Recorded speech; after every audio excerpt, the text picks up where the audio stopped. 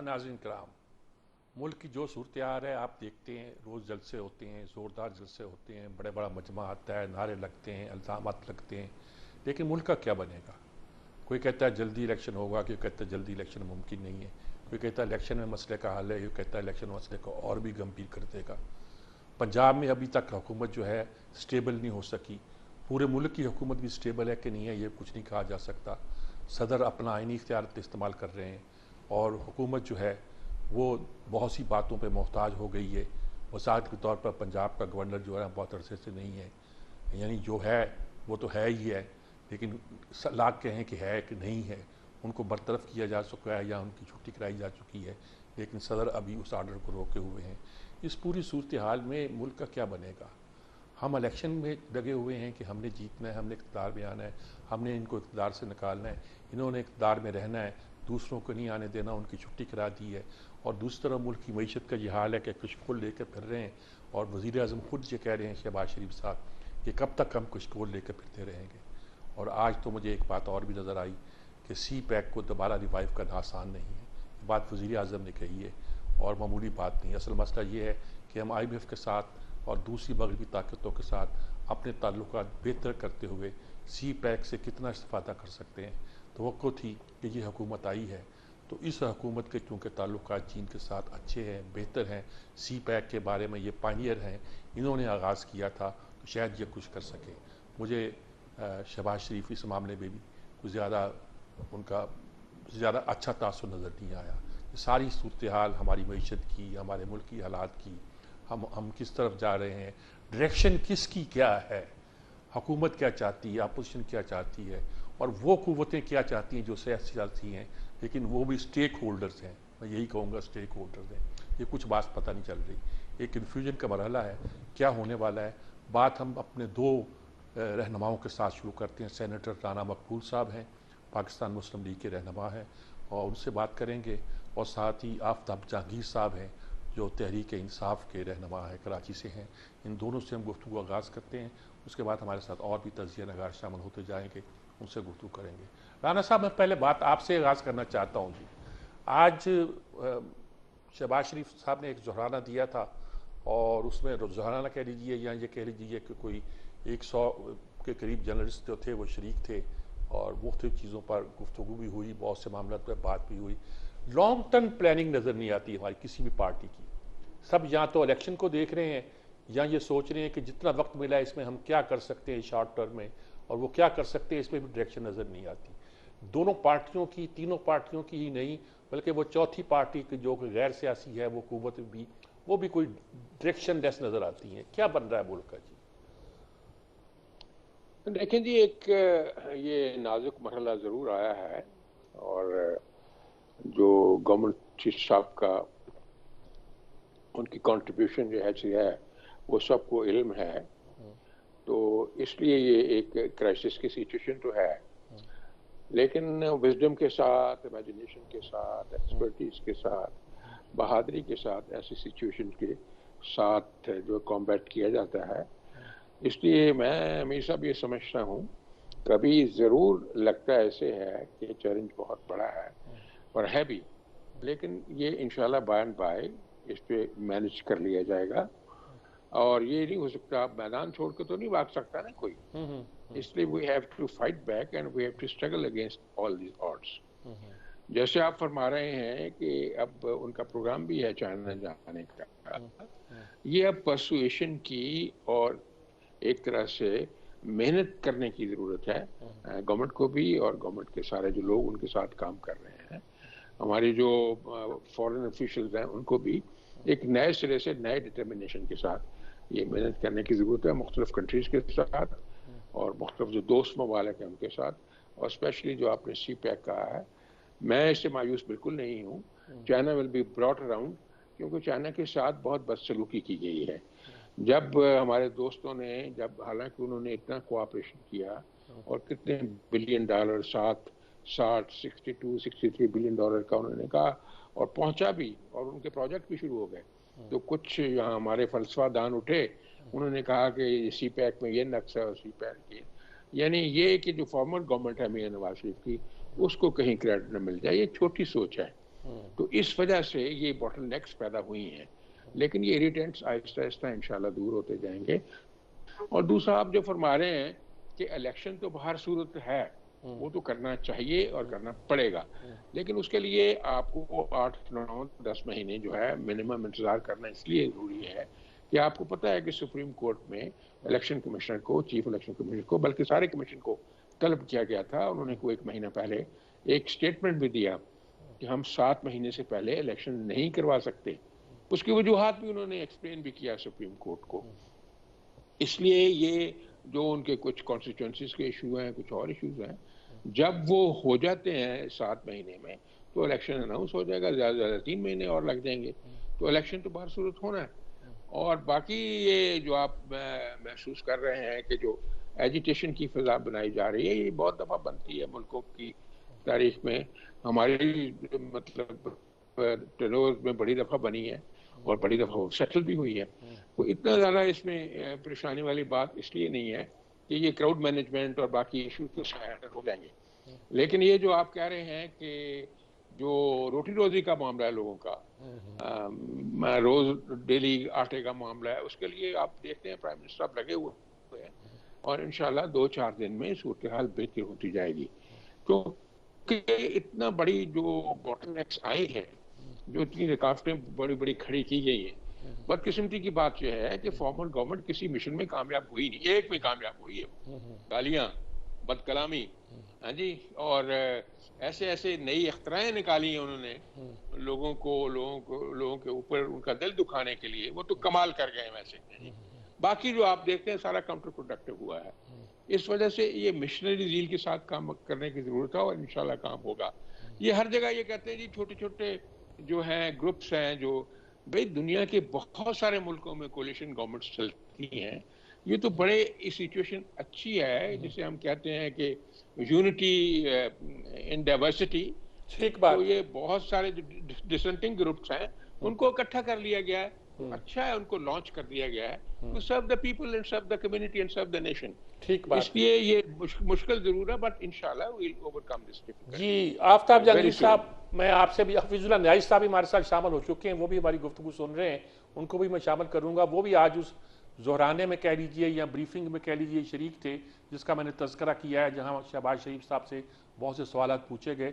आफ्ताब जहांगीर साहब, आपने राना मकबूल साहब को सुना, मसला आप इलेक्शन के लिए निकले हुए हैं, स्ट्रीट्स पे निकले हुए हैं, इलेक्शन कराने के लिए भी असेंबलियों में बैठकर आपको कुछ कानून पास करने पड़ेंगे, बहस करनी पड़ेगी, डेट फिक्स करनी पड़ेगी। इलेक्शन कमीशन के मामले कुछ 2 रकान उसके नहीं है, आपको तो खैर चीफ इलेक्शन कमिश्नर पर भी इतराज, तो कैसे हल होंगे सारे मसाइल? अच्छा देखिए मीर साहब, पहले तो हफीजुल्लाह साहब को और राना साहब को मेरा सलाम। जी जी। बात ये है कि जैसे अभी राना साहब बात कर रहे हैं मकबूल भाई, तो ये तो कह रहे हैं कि बड़े अच्छे हालात हैं, बड़े जबरदस्त चीजें हैं जी, बस सब सही हो जाएगा। मैं ये समझने से कासिर हूँ, आज तक मुझे इस बात का सवाल नहीं मिलता कि जिन लोगों को आपने अपने साथ शामिल किया है, ये वो लोग हैं जो हमारे साथ शामिल थे और उस वक्त ये सब खुश थे, कहते थे गुडी गुडी है। लेकिन वफाकी हुकूमत तो आपकी वोटों से नहीं बनी। नहीं, आप सुन तो लेना मीर साहब। अच्छा, वो ये सब वही लोग हैं जो अब इनके साथ हैं। अच्छा, उसके बाद ये है कि आप इस वक्त देखिए सूरत हाल, अगर ये थोड़ा सा इतना वो करते जिस बुनियाद पर ये आए थे कि जी कि महंगाई है, पहले धांधली की तहरीक चलाई, वो नाकाम हो गई, लोगों ने उसका उस बयानिए को नहीं एक्सेप्ट किया, फिर ये महंगाई का लेकर आए, फिर असल कहानी जो है वो अब आपके सामने खुलकर आ रही है। देखिए मीर साहब, आप भी हैं और आप जैसे बेशुमार जो सीनियर सहाफी हैं वो भी अपने अपनी राय रखते हैं, जो आप लोग क्योंकि हमसे ज्यादा करीब होते हैं लोगों के दरमियान, आपके पास रिसोर्सेज भी ज्यादा होते हैं, अंदर की बातें भी आपको ज्यादा पता चलती हैं, उनके भी आप जब उठा के यूट्यूब चैनल्स पे देखेंगे तो आपको पता चलेगा कि क्या सूरत हाल थी, किस बुनियाद के ऊपर हुकूमत को हटाया गया। वो हमारा मौकिफ जो है, हम जो कहते थे उसकी तायद हो रही है अब कि ये क्यों हटाया गया हमें। अगर ये थोड़ा इंतजार करते और अब आवाम की अदालत में जाते, आवाम फैसला करती, तो इनके लिए बहुत नहीं, वो तो बार बार कह रहे थे लॉन्ग मार्च कर रहे हैं, हम धरना दे रहे हैं, आप इलेक्शन कराएं। उस वक्त इलेक्शन के लिए आप तैयार ही नहीं थे। नहीं, हम तो इसलिए तैयार नहीं थे कि हमारा हक है 2023 तक का इलेक्शन किया, तो फिर आप इलेक्शन की क्या डिमांड कर रहे हैं? इसलिए हम डिमांड कर रहे हैं कि निकाल दिए गए। नहीं, निकालने के साथ साथ हम ये बात करना चाह रहे हैं कि जब आपको एतमाद नहीं रहा है, लोगों का एतमाद नहीं रहा, तो फिर इसका बेहतरीन हल जो है वो इलेक्शन है। ऐसा नहीं हो सकता कि जी आप 8 महीने में वो कौन सा कारनामा अंजाम देंगे, कौन से कपड़े बेचेंगे जिसकी बुनियाद पर आप आटा सस्ता करेंगे। आप वो महलात को बेचते, वो कहते कपड़ों से मैराडोना नहीं है। 30 लाख टन गंदम कम पैदा हुई है।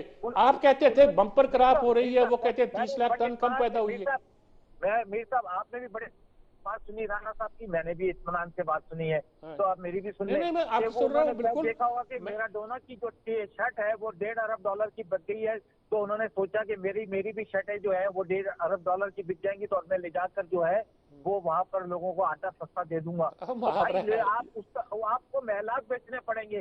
आपने वो नवाज शरीफ की तरह, आज मैं मूड में हूँ, लो 5 अरब तुम्हें दिए, 10 अरब तुम्हें दिए, कल वो भी मूड में थे, छोटे भाई भी मूड में थे, लो 2 अरब तुम्हें दिए, ये सब मुझे दिया, ये दिया थी। ऐसा नहीं हुकूमतें चला करती। आज आप खुद कहते हो कि आपको पता है कि इस वक्त सूरत हाल क्या है इस मुल्क की, है जिन कुव्वतों के मिलकर आप हुकूमत करना चाह रहे हैं वो भी बैकफुट पे जा रही है। आप अभी गए सऊदी अरब में, वहां पे आपको हरी झंडी दिखा दी गई। आप उसके बाद दुबई में गए, वहां पे भी आपको हरी झंडी दिखा दी गई। कल खुद इकरार किया शहबाज शरीफ साहब ने कि जी मैं वहां गया, मेरा बड़ा इस्तकबाल हुआ, लेकिन फिर भूल गए, आगे वो बात को इधर से उधर घुमाना शुरू कर दी। भाई बताते हैं ना क्या तो क्यों झंडी दिखा दी गई, क्या रिलीफ लेकर आए, वो क्यों झंडी? और फिर खुद ही कह रहे हैं कि हम कशकोल लेकर, हम भी तो ये कह रहे थे कि कशकोल को तोड़ना है, तो आप आज भी कशकोल लेकर घूम रहे हैं। आप खुद कह रहे हैं कि जी कशकोल को तोड़ना है। चलिए ठीक है, तो मैं आप दोबारा आता हूँ आपकी तरफ। फिजुल न्याज साहब से ही बात करते हैं। फिजुल न्याज साहब, मैं तस्करा कर रहा था, राना मकबूल साहब से मैंने जिक्र किया कि शहबाज शरीफ साहब से आज बहुत से सवाल किए गए। लोग इलेक्शन की बात भी करते हैं, लोग ये भी पूछते हैं कि प्लानिंग क्या है। लॉन्ग टर्म प्लानिंग तो बात की बात है, अभी अगर आप 1 साल 1.5 साल जो भी वक्फा आप कहते हैं, उसके लिए एक आपको शॉर्ट टर्म प्लानिंग कह लीजिए, शॉर्ट टर्म कह दीजिए, इमीडिएट प्लानिंग कह दीजिए, वो कहीं नजर नहीं आती। यानी कि किसी एक पार्टी की बात मैं नहीं कर रहा, वो पार्टियां भी जो गैर सियासी कुव्वतें, स्टेक होल्डर हैं, उनके यहाँ भी नजर नहीं आती। क्या क्या किस तरफ जा रही है, हम क्या हो रहा है हमारे साथ? पहले तो मेरी सिर्फ आज इमरान खान साहब की तकरीर जो है अब्बाबाद की मैंने गौर से सुनी, और मेरे लिए हमेशा इमरान खान साहब की तकरीर सुनना जो है एक एंटरटेनमेंट है। पहले मैं टॉर्चर होता था, और मैंने एंटरटेन होना शुरू कर दिया। वो यकीन है कि मैं हैरान हूँ, हमारे दोस्त बैठे हैं यहाँ पे, शहबाज शरीफ साहब से 3.5 हफ्ते का हिसाब मांग रहे हैं। 4 हफ्ते हुए हैं या 4.5 हफ्ते हुए, हिसाब मांग रहे हैं। बिल्कुल ठीक कह रहे हैं। फिर फरमा रहे हैं इसी तकरीर में $4 महंगा कर दिया। अब सुन कर जाए तकरीर, अब इसके वो कहते हैं, अंग्रेजी में कहते हैं द मैन हैज अ चीक। कह रहे हैं जी कि $1 महंगा दिया, इससे महंगाई होगी, और ये महंगाई का तूफान है, हिसाब नहीं देते। मीडिया कैसे कंप्लेन कर रहे थे, क्यों नहीं जाते, हालांकि 2 दिन से इनको मीडिया को बताते नहीं है कि मीडिया ही ने तो लोगों को बताया कि पूरे पाकिस्तान में महंगाई आई हुई है।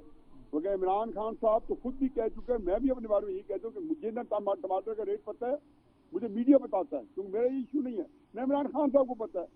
मुझे खुद कहा हुआ है कि मैं टमाटरों के लिए बना हूँ। 3 महीने बाद जब खड़े हुए थे, उन्होंने कहा था कि इक़्तिदार से पहले कहते थे 2018 में कि मैं जो हुकूमत आती है 3 महीने पता चल जाता है चलना या नहीं चलना। जब 3 महीने गुजरे तो शेख जो पहुंचे मैशर में, अब माल नदारत, जिस माल के ताजर थे वो माल नदारत, तो अंडे मुर्गियां कट्टे छोड़े उसको मारे गोली। अब उसमें भी उन्हें कहा, तब एक फिक्र बड़ा खूबसूरत कहा, उन्होंने कहा जी अभी हमें 100 दिन हुए हैं, इसलिए चाहिए तो नहीं था कि मैं हिसाब देता। अब पहली बात खुद ही कहा था हिसाब देंगे, अब हिसाब देना। असल क्राइसिस ये है कि जब झूठ जो है जिस कौम को अपनी गिरफ्त में ले ले, और जिसको कहीं आप अपने श्वार बना लें। वासिफ का एक बड़ा खूबसूरत कौल है, उन्हें कहा जो झूठा शख्स होता है उससे उसका सच भी ना लो। ये सारे बड़े समझदार लोग हैं इमरान के साथ, मैं कम अज कम जिनको तरीके साहब जानता हूँ, पाकिस्तान के बेहतरीन औसाफ के उनके औसाफ हमीदा कमाल के थे, वो कहाँ सो गए हैं, जिसको नहीं बताते कि लीडर साहब आप झूठ ना बोले, हम इसे बगैर गुजारा चला रहे हैं। पता नहीं उसके क्या कहना चाहिए, तकलीफ होती है किसी बड़े लीडर के बारे में कहना है कि ज़हनी खलकसार का शिकार है, इंतशार का शिकार है। दो चीजों को चाहिए कि एक चीज चाहिए, अब क्या फिर किसके पास प्लानिंग है? नवाज शरीफ को आप वोटों में देते हैं या मार्शल लगाएं? नहीं, प्लानिंग किसके पास हो सकती है? कोई प्लानिंग है, कोई विजन नजर आता है? देखिए मीर साहब, मेरी पत्नी मीर साहब उनसे सवाल कर रहे हैं कि इनका शॉर्ट टर्म प्लानिंग है, वो खानदानी रंजिश निकाल रहे हैं।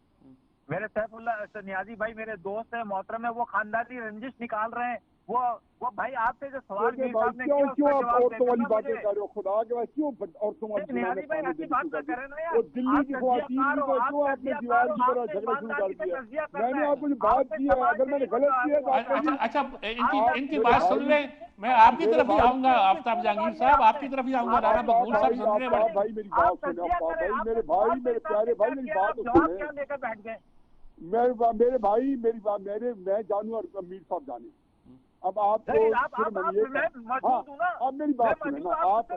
अच्छा आप बात तो सुन लेना, आफ्ताब जहांगीर साहब बात तो सुन ले, बात सुन ले। नहीं सुन सकेंगे आपने सवाल क्या किया, वो जवाब क्या दे रहे हैं आपको? नहीं, तो आपने भी मेरे साथ वही किया था जो ये कर रहे हैं, आपने भी वही किया था। आप तजियाकार बने, आपको अल्लाह को जानते हैं, आप एंकर बन अच्छा जाए।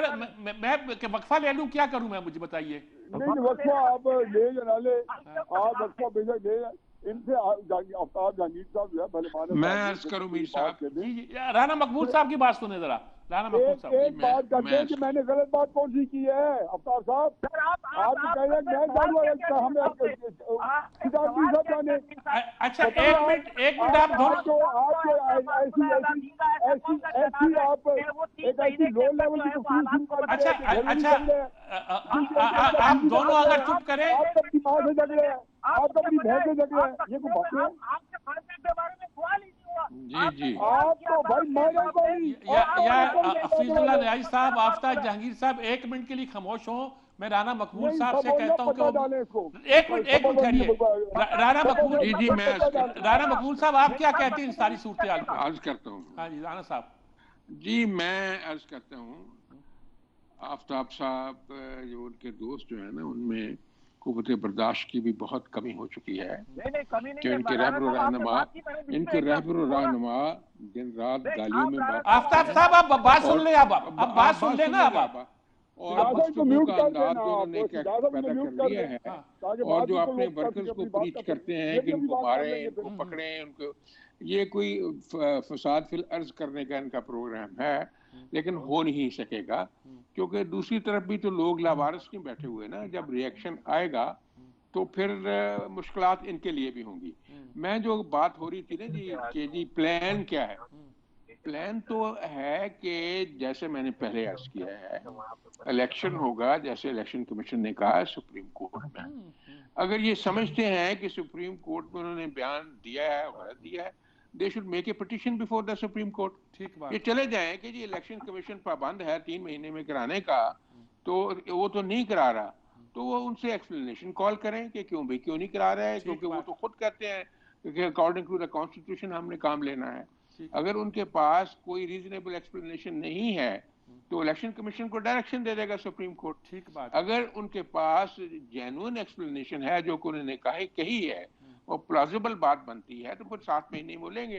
तो हुकूमत खुद कह रही है कि हम इलेक्शन करवाना चाहते हैं, लेकिन कैसे? जैसे एक तो इलेक्शन कमीशन का, दूसरा जब तक इलेक्टोरल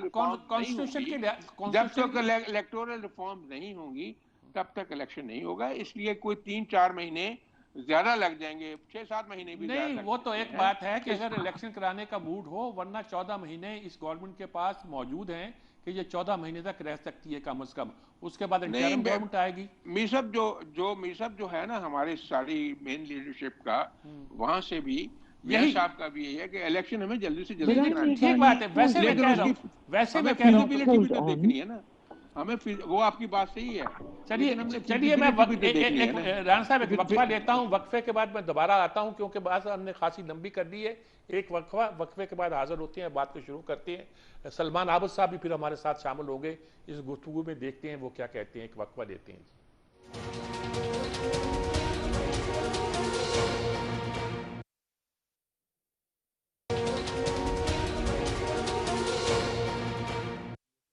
जी, जैसा कि मैंने बताया था कि सलमान आबिद साहब भी हमारे साथ शामिल हैं, उनको भी शामिल गुफ्तगू करते हैं ताकि बाकी हज़रात के साथ जो गुफ्तगू हो रही है उसमें कोई डायरेक्शन पैदा हो। सलमान साहब, पूछना आपसे ये है कि फ़ज़ा गर्म है, वो भी कहते हैं इलेक्शन हो जाए, वो भी कहते हैं कुछ उधर भी इल्ज़ाम तराशी, उधर भी इल्ज़ाम तराशी, उधर भी जलसे, अब इधर भी जलसे शुरू हो गए हैं और पंजाब में गवर्नमेंट बन नहीं पा रही, कुछ जो भी रीज़न होगी, जेन्युइन होगी, नॉट जेन्युइन होगी, कुछ भी होगी, ये अदम इस्तेहकाम है, इसमें कोई डायरेक्शन किसी की भी नज़र आती है? मैं जब किसी की कहता हूँ तो उसमें कहता हूँ सियासी जमातों के अलावा उन कुव्वतों की भी जो गैर सियासी हैं लेकिन स्टेक होल्डर हैं। क्या कहेंगे आप?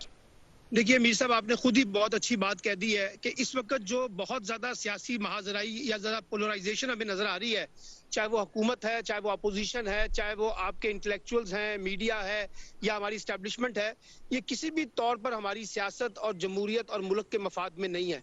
इसमें जितना कूल डाउन हम करेंगे सिचुएशन को, उतना ये मुल्क आगे बढ़ेगा। लेकिन अनफॉर्चुनेटली इस वक्त कोई किसी को ओन करने के लिए तैयार नहीं है, सारे एक डिसओन की पॉलिसी के ऊपर खड़े हुए हैं। एक बात तो ये है। और दूसरी बात देखिए, बात ये है कि अगर आप अर्ली इलेक्शन का मुतालबा भी करते हैं तो ये अर्ली इलेक्शन का मुतालबा भी किसी डायलॉग के नतीजे में ही पूरा होगा ना। अब डायलॉग तो हो नहीं रहा, हुकूमत और अपोजिशन मिलकर बैठने के लिए तैयार नहीं है, एक दूसरे पे इत्तेमाद नहीं है, एक दूसरे पे इल्जाम तराशी है, तो फिर ये इलेक्शन का मामला भी कहां तय होगा? एक बात। और ये एस्टेब्लिशमेंट ने कोई आइसोलेशन में बैठ के तो तय नहीं करना, उनको भी बाकी सारे फरीक इकट्ठे बैठा के तभी कोई चीज आगे बढ़ सकेगी ना। और दूसरी बात ये है कि देखिए, एक और सिंपल सी बात है, इस वक्त शहबाज शरीफ साहब के सामने दो बड़े चैलेंजेस हैं। एक बड़ा चैलेंज तो ये है कि इमरान खान की जो तहरीक है, जिसको बड़ी पॉपुलर इस वक्त हमायत हासिल है, लोग बहुत जोर दौड़ उनके पीछे हैं, तो उनको कैसे डील किया जाए ताकि इस सिचुएशन को कूल डाउन किया जाए और उनको टेबल पे लाया जाए। एक चैलेंज उनका ये है कि अपोजिशन को कैसे डील किया जाए। यानी राना सनाउल्लाह के जरिए डील किया जाए या मरियम नवाज के जरिए डील किया जाए? नहीं, राना सनाउल्लाह के जरिए तो डील नहीं होगा। इसमें कुछ ऐसे लोगों को, संजीदा लोगों को लाना पड़ेगा जो जरा मफाहमत की सियासत की को ज्यादा बेहतर तौर पर समझते हैं। दूसरा बड़ा चैलेंज उनका ये है हुकूमत का, जी दूसरा बड़ा चैलेंज ये है कि जो मुल्क की मईशत है उसको कैसे संभाला दिया जाए। आप देखिए ना, रोजाना की बुनियादों पर कीमतों में इजाफा तो हो रहा है और लोगों का ख्याल था कि हुकूमत की तब्दीली के बाद उनको कोई बड़ा माशी रिलीफ मिल सकेगा। अभी तो बहुत अर्ली ये बात कहना, क्योंकि 10-12 दिन हुए हुकूमत को बने हुए, लेकिन आगे जाकर किस तरीके से अगले 3-4 महीनों में हुकूमत किसी डिलीवर करने की पोजीशन में आती है या नहीं आती है। अगर नहीं आती है तो फिर हुकूमत पे दबाव बहुत बढ़ जाएगा, उन पर प्रेशर बहुत बढ़ेगा और PMLN को ये सारा सियासी बोझ भी उठाना पड़ जाएगा हुकूमत का, जो कि उनके हक में उस तरह से नहीं है, क्योंकि उन्होंने अगर आगे इलेक्शन में जाना है। और तीसरी बात यह है कि PMLN के भी बहुत से लोग कह रहे हैं कि हमें लगता यह है कि इलेक्शन शायद अर्ली कराने पड़ जाए। अब जब मैं अर्ली इलेक्शन कहता हूं तो ये अक्टूबर-नवंबर से पहले मुमकिन नहीं है मीर साहब, इससे पहले तो बिल्कुल इलेक्शन नहीं हो सकते। लेकिन इसके लिए फिर सारे मामलात इलेक्शन कमीशन के साथ, और जैसे अभी राना बबूल साहब कह रहे थे कि इलेक्टोरल रिफॉर्म्स वगैरह के मामलात तय होने हैं, इसके लिए फिर आपकी सियासी जमातों को पार्लियामेंट के अंदर और पार्लियामेंट से बाहर को सियासी रोल प्ले करना पड़ेगा। लेकिन सवाल यह है कि हम एक बंद गली में दाखिल हो गए हैं और हम जो है फैसले पार्लियामेंट में करने हैं, सियासी फोरम पे करने हैं, वो हम सियासी मैदान में करना चाहते हैं। आप देखिए, उसी के रिएक्शन में, इमरान खान के रिएक्शन में PMLN भी जलसे कर रही है। कल पीपल्स पार्टी ने भी इंडिकेशन दे दिया कि वो भी जलसे स्टार्ट कर देगी। तो अगर सब ने जलसों की सियासत करनी है तो फिर ये पूरा मुल्क जो है ये एक पोलराइजेशन का शिकार भी होगा और साथ साथ जो डिस्टेबिलिटी है पाकिस्तान की पॉलिटिकल स्टेबिलिटी, वो भी स्टेट के ऊपर लगेगी। और ये जो एस्टेब्लिशमेंट के ऊपर भी दबाव बढ़ गया है इस वक्त, यानी वो भी सर जोड़ के बैठे हुए हैं, जैसे सियासतदान सर जोड़ के बैठे हुए हैं कि इस पूरे बुरहान का जो रेजोल्यूशन है वो कैसे निकाला जाए। क्योंकि इमरान खान तो कहते हैं कि वो एक नुकाती एजेंडे के ऊपर नए इंतखाबात के बगैर इस्लामाबाद से नहीं आएंगे। और दूसरी बात ये भी देखना है कि इमरान खान किस ताकत के साथ इस्लामाबाद जाते हैं, फ्री हैंड उनको मिलता है नहीं मिलता, वहां वायलेंस होता है नहीं होता, और क्या वो वहां पे लंबा स्टे कर सकेंगे नहीं कर सकेंगे, एस्टेब्लिशमेंट पे दबाव बढ़ेगा नहीं बढ़ेगा। ये सारी बातें जो मई के महीने में डिस्कस होनी है और पता फैसला कौन महीना मई, जिसमें डिसाइड होगा कि क्या हम अर्ली इलेक्शन की तरफ जा सकेंगे या नहीं जा सकेंगे। अच्छा हफीजुल नाइस साहब, ये एक तो सलमान आबिद साहब ने जो बातें की हैं, मैं चाहता हूं कि आप इसके बारे में अपना पॉइंट ऑफ व्यू दें। एक सवाल और था जो मैंने राना मकबूल साहब से किया था। आज जो शहबाज शरीफ साहब ने, यानी हमारा तासुर ये है कि शहबाज शरीफ साहब के चीन से बहुत से ताल्लुकात हैं, वो CPAC को रिवाइव कर सकते हैं। आज उन्होंने कहा कि ये बड़ा मुश्किल काम है, यानी उसको रिवाइव करना भी आसान नहीं है। क्या नजर आता है आपको? मैं भी सर दो बातें करूंगा। एक तो जो राना साहब मोहतरम ने जो फरमाया है उस पर कमेंट करूंगा, और वो उनकी ये पूरी जिंदगी का हासिल कलाम है और कोई भी ये इस तरह के कैपेसिटी का, इस टैलेंट का, इस शान फरासत का बंदा जिसने सारी जिंदगी सिक्योरिटी के अंदर सीनियर लेवल काम किया जी जी बिल्कुल शक नहीं। तो ये मुझे ये खुशी है कि हमारे आम फैन जैसे बंदे ने जो अंदाजा लगाया था कि इमरान खान फसाद फिल अर्ज चाहता है, राना साहब ने उसका एंडोर्स किया, मैं उनका शुक्रगुजार हूँ। मुझे उससे मेरे एतमाद में इजाफा हो कि ये संजीदा लोग वही सोच रहे हैं जो हमने 3 महीने से जनवरी की तारीख उसकी तकरीर से मैंने कह दिया था कि ये सख्त फसाद फिल अर्ज की तरफ जा रहा है, ये मुल्क में मार्शल चाहता है, ये चाहता है कि ये मेरे इक़्तिदार से मुझे अलहदा किया जाए, तो वो कोई जमहूरी हुकूमत ना आए, आईनी तब्दीली ना आए और कोई फौज आगे कब्जा कर ले। दूसरा सलमान आबिद साहब ने जो फरमाया है, मैं उनमें से थोड़ा सा कहता हूँ, आप बैठे थे और इम्तियाज आलम साहब ने फरमाया था जी कि इम्तियाज आलम साहब ने फरमाया था कि जी शहबाज शरीफ साहब से इलेक्शन कब होने हैं। शहबाज शरीफ, हाँ जी जी। तो जब मैंने कहा नहीं, मैं जवाब दे देता हूँ कि इलेक्शन नवंबर 2023 में होंगे। आपको मैंने कहा इम्तियाज साहब को जवाब मैं दे देता हूँ, इलेक्शन 2023 में होंगे। मैं अभी बता रहा हूँ कि इलेक्शन जी 2023 में होंगे।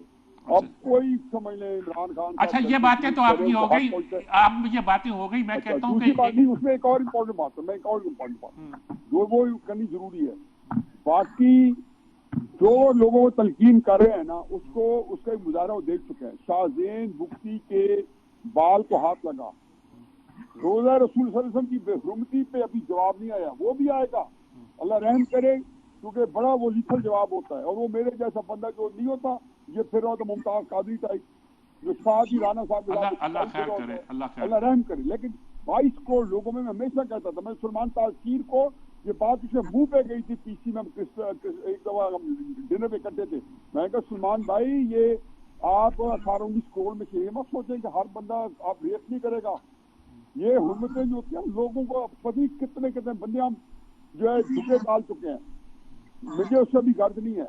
लेकिन शाहजेन बुख्ती के ऊपर हाथ लगाने से 2 घंटे बाद कासम सूरी के हड्डियां तोड़ी और पोली क्लिनिक इस्लामाबाद में उसे जमा करा दिया 2 साथियों समेत। इमरान खान साहब नहीं तो अब ये तो हफीजुल्लाह रईस साहब ये तो जो कर रहे हैं इमरान खान साहब नहीं, ये तो अच्छा ठीक, इलाज तो नहीं है ना जी। तो हड्डियां तोड़वाए गए सारों की, ये आफ्ताब जहांगीर साहब जितने बंदे हैं ना, ये मियाँ वाली के अंदर कोई इनका सीनियर है ना, तो वर्कर की नहीं टूटती नारे लगाने वालों की। मैं ये देख चुका हूँ, मियाँ वाली में लगाए किसी के खिलाफ नारे, अब भूट के रख दें। ठीक बात है। कोई बंदा अपनी इंसल्ट नहीं बता। मैं आपकी तरफ इमरान खान साहब जलसों का ट्रायल हो रहा है, नारे लगे। जब मैं आता हूँ आपकी तरफ, दोबारा आता हूँ, मैं आता हूँ। आफ्ताब जहांगीर साहब बाकी सीपैक जो है, सीपैक एक साजिश के साथ बंद कराया गया था, जिससे वो साजिश खत्म होनी थी। सीपैक अमेरिका ने साजिश करके नवाज शरीफ की हुकूमत को टॉपल किया था। इमरान खान साहब को साजिश के लिए 10 वॉल्यूम अबू धाबी में ISI ने और CIA ने तैयार किए थे। ये लाइन थे सारे के सारे अमेरिका के साथ। सीपैक को बंद कराने के लिए आप मेरा मौक़िफ़ जानते थे। मैं अपने कॉलम में 2014 से लिखता था कि अमेरिका कभी नहीं बनने देगा, जान पे खेल जाएगा, और कहता था चीन बना करेगा, जान पे खेल जाएगा। ये मेरी सारे जनरलों से हम पिस जाएंगे हाथियों की लड़ाई में। अब सीपैक में अभी बता दूं, बुरी खबर यह है कि शहबाज शरीफ साहब जतन कर लें, हम अमेरिका मैं आता हूँ आपकी तरफ, हफीजुल्लाह साहब मैं आता हूँ आपकी तरफ। मुझे आफ्ताब जहांगीर साहब से बात कर लेने दीजिए, फिर मैं आपकी तरफ आता हूँ। जी आफ्ताब जहांगीर साहब, आप क्या कहना चाहती है इस मसले पर? अच्छा देखिए, पहली बात तो मीर साहब कि आप जब भी सवाल करते हैं नियाजी साहब उसको दूसरी तरफ कन्वर्ट करने की कोशिश करते हैं। अच्छा, आप जवाब देना। मैं जवाब दे रहा हूँ, मेरी मर्जी, मेरा सवाल मेरी मर्जी। अच्छा, मेरा तोहफा मेरा जवाब मेरी मर्जी।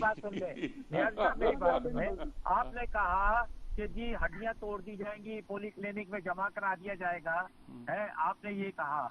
देखिए बात ये है कि दोनों तरफ ऐसे ही होता है कि जब राना सनाउल्लाह जब कह सकता है कि कादियानी हमारे भाई हैं, रानाउल्लाह साहब जब ये कह सकते हैं कि हज शामिल नहीं है, तो इसी तरह बकवास है, ये लोगों के लिए खामखा झूठ बोल के अपना गन। अच्छा राणा साहब, आप बात सुन लें, आप बात सुन लें। राणा बकूल साहब भी मौजूद हैं, सलमान अहमद भी मौजूद हैं। यही कराना पड़ेगा, ये खतरनाक काम करने जा रहे हैं। ये लोग ये अपनी मौत से सौदा करने के लिए तैयार बैठे हैं काम के लिए। इनके कहीं कम कर रहे हैं, इसको ये बात कंफर्म करनी पड़ेगी वगैरह, इसको पुरात से निकाले इस बंदे को। अच्छा मैं सेंसर कर दूंगा। कहाँ बयान दिया है राणा सनाउल्लाह का कादियानी हमारे भाई हैं। ये इसको बकवास ना करने दें, मीडिया इसको बकवास ना करने दें। ये बंदा बक रहे अब आप जहांगीर बड़ी इज्जत कर रहे थे, बक रहे ये राणा सनाउल्लाह। ये लोगों के साथ ये बात सुने, प्रोग्राम को तो चलने दे भाई, मैं बेबस बैठा हुआ हूँ। क्या बक्सा ले ले? हाँ जी राणा साहब, आप बताएं। राणा साहब आप बताएं। सर देखें जो आफ्ताब बात ये है कि अभी सिद्दीकी साहब, आफ्ताब साहब राणा साहब की बात सुनिए जरा। आप मैं अर्ज करूं, देखिए मैं म्यूट ना कुछ करना पड़ेगा। जो इन्होंने कर दी, जो कि नहीं करनी चाहिए, वो बात ही गलत है और अबस है। क्योंकि मैं राणा सनाउल्लाह को जितना जानता हूँ कम लोग जानते हैं, वैसे तो सारा मुल्क जानता है। आफ्ताब साहब बात आप सुन लें जरा, सारा मुल्क जानता है। अब मेरी बात सुने, अब राणा साहब की बात सुन लें आप जनाब, आप राणा साहब की बात सुन लें। आफ्ताब जहांगीर साहब आप बात तो सुन लें, आपने बहुत बड़ा इत्तेहाम लगाया है, आप बात सुन लें। वो इंटीरियर मिनिस्टर हैं, अब उनके ऊपर गुस्सा ये है कि नबी अकरम सल्लल्लाहु अलैहि वसल्लम के रौज़ा पाक पे जो इनके लोगों ने इनकी लीडरशिप की डायरेक्शन पे हरकत की है, वो नाकाबिल बर्दाश्त है सभी के लिए। मुझे तो खतरा है कि अल्लाह की तरफ से कोई रौत न आ जाए। यानी वो जगह जिसके बारे में अलामा साहब फरमाते थे, सुन ले बात कि अदब गाही ज़ेरे आसमान। यार आप बात सुन ले यार, राणा साहब की बात सुन ले आप।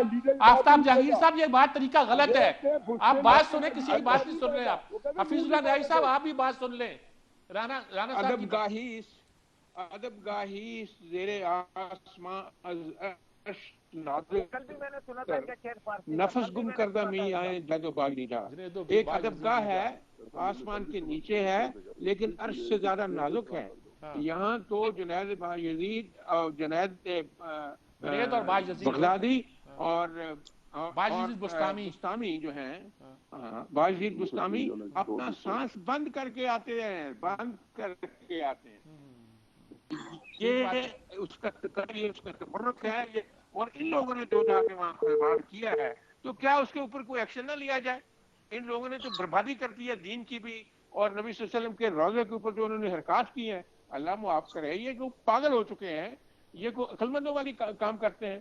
इसलिए सिद्दीकी साहब सीनियर आदमी हैं, अपने जज्बात को कंट्रोल करके अपनी लीडरशिप को समझाएं। ठीक बात है। सलमान अहमद साहब आप क्या कहेंगे इस बात के कंक्लूजन पर अंदाज में? देखिए बड़ी बुनियादी सी बात है मीर साहब की, ये जो पोलराइजेशन अभी हम देख रहे हैं हफीजुल्लाह न्याजी साहब की और आफ्ताब जहांगीर साहब की भी, मैं इसी से डरता हूँ कि सियासत में हालात को इस नहज पे ना लेके जाया जाए जहाँ मुकालमा खत्म हो जाए, जहाँ डायलॉग खत्म हो जाए। और पाकिस्तान के पॉलिटिकल मसलों का जो हल है वो डायलॉग की सूरत में ही हो सकता है, किसी महाजराई एजिटेशन की सियासत से डायलॉग ही खत्म ना हो, अंपायर अपनी उंगली भी खड़ी ना कर सके। देखिए ना, अब तो अभी तो ये है कि इस वक्त तो ये कहा जा रहा है ना कि अंपायर इस वक्त की हुकूमत के साथ है। मैं कहता हूँ किसी के साथ भी ना हो, मैं इस अंपायर की बात कर रहा हूँ जो उंगली खड़ी नहीं कर सकता, और एक ऐसा किरदार अदा करें जो सबके लिए काबिल कबूल हो, तभी ये मसला हल हो सकेगा ना जी। ठीक बात है जी, बिल्कुल ठीक बात कही सलमान अहमद साहब ने। इसी के साथ हम एक वक्फा लेते हैं, वक्फे के बाद कंक्लूड करने की कोशिश करते हैं, अगर हमारे हालात ने इजाज़त दी और हम इस बात को आसानी के साथ इसके अंजाम तक पहुंचा सके जी। वक्फे के बाद हाजिर होते हैं।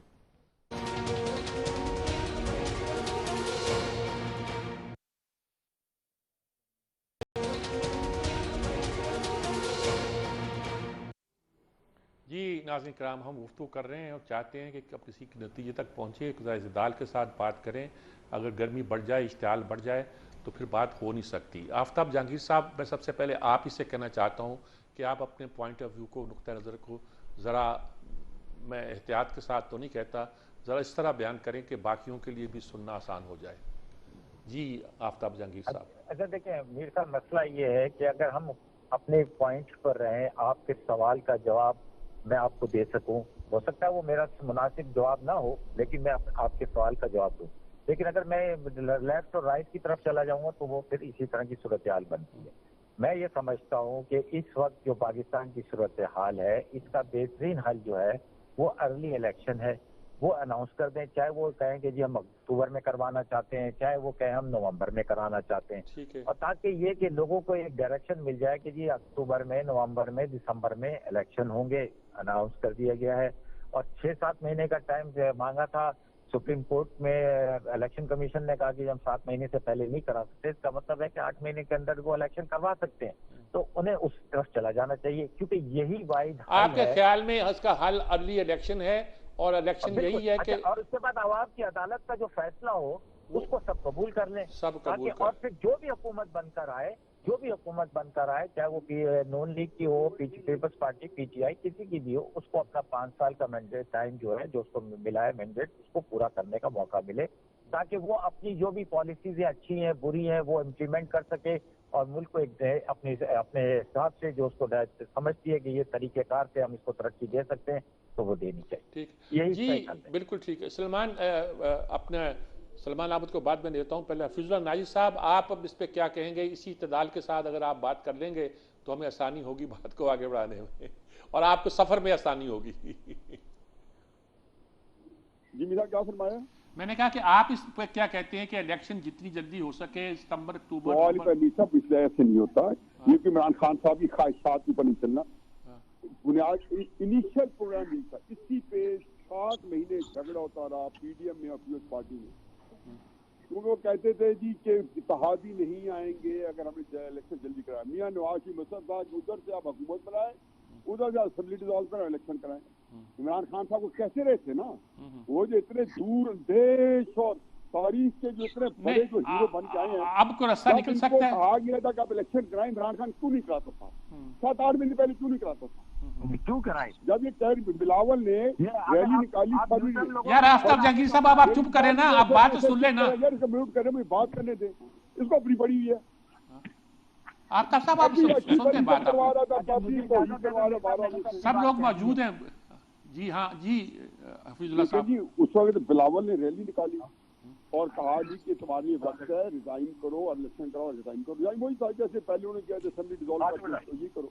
ये बिलावल का डिमांड है फरवरी के अंदर तक।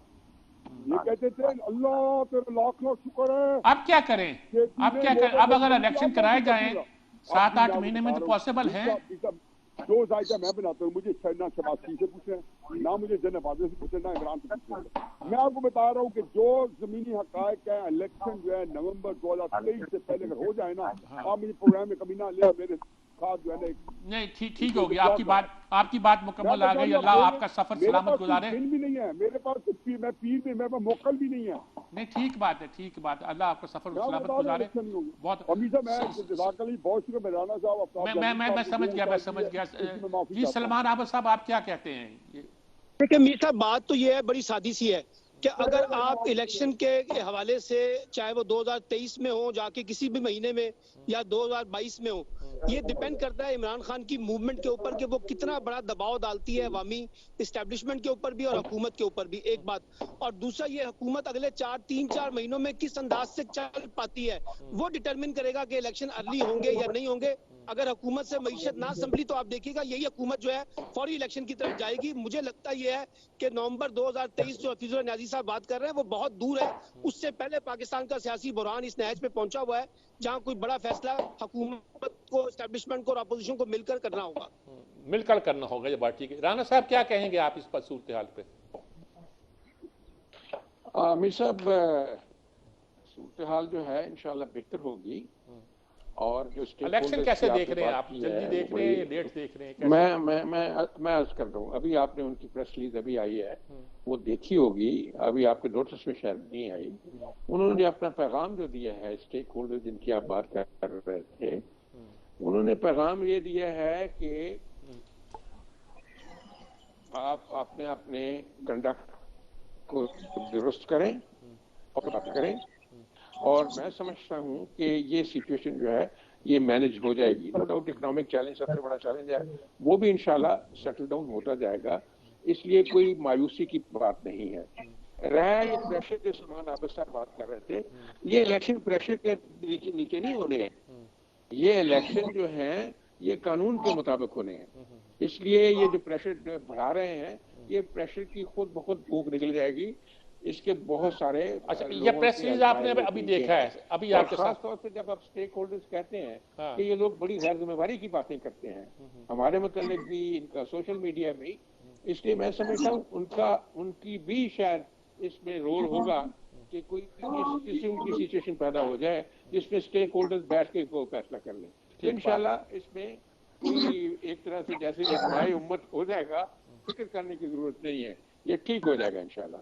जो क्राइसिस क्रिएट हुआ है इट विल सेटल डाउन। मेरा आफ्ताब जहांगीर साहब क्या कहेंगे आप? ये तो बिल्कुल बात वाज़ेह हो गई कि ये वो भी वो चाहते हैं कि इलेक्शन जो है ना तमाम मामला तय हों और इलेक्शन वक्त पे हों।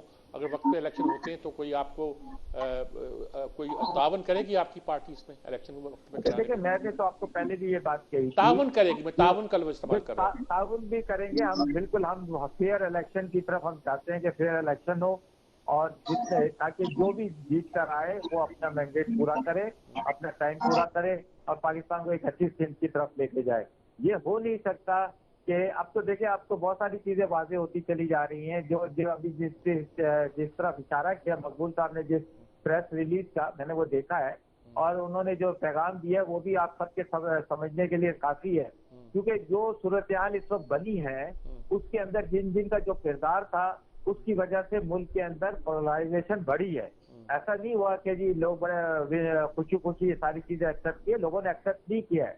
और आज का पाकिस्तानी जो है आज से 77 वाला पाकिस्तानी नहीं है जब उस वक्त तहरीक चली थी या उससे पहले बाद में कोई। अब तो बहुत पहले पाकिस्तानी जो है बड़ा वेल इन्फॉर्म्ड है और आपके सोशल मीडिया उस वक्त भी था। उस वक्त हम मीर साहब को सुनते थे, रेडियो सुनते थे, अखबार पढ़ते थे, जमीनें निकलते थे, वो देखते थे।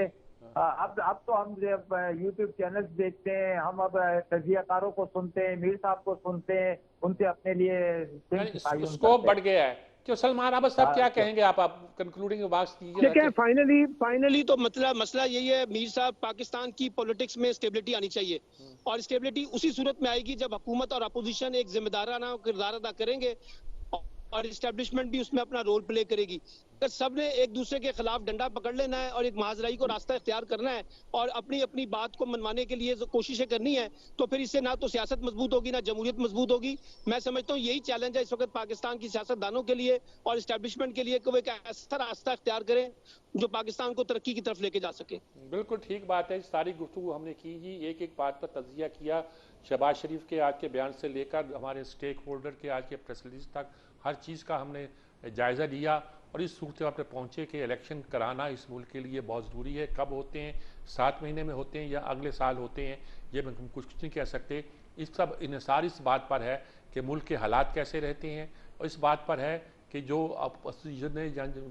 इमरान खान ने तहरीक चला रखी है उसका रुख क्या बनता है, क्या कोई प्रेशर बिल्ड कर सकती है या नहीं कर सकती। और ये भी कहा गया कि इलेक्शन को प्रेशर बिल्ड करने से इलेक्शन नहीं हुआ करते। इलेक्शन की अपनी डायनामिक्स है, उसके अपने अंदाज है, उसकी अपनी हरकियात है, उसके मुताबिक इलेक्शन हुआ करते हैं। अल्लाह करे कोई ऐसा रास्ता निकल आए जो पाकिस्तान के लिए बेहतर हो। आपने देखा कि इस पूरी गुफ्तगू में कितनी हीटेड डिस्कशन हुई और आप वहाँ तक गए जहाँ तक इतनी गर्मी, इतनी शिद्दत, इतनी हिद्दत होती है कि वहाँ तक ना जाया जाए तो बेहतर है। वो तो जहन्नम के करीब जाने के मुतरातिफ होता है। इजाज़त चाहता हूँ। अल्लाह हाफिज़।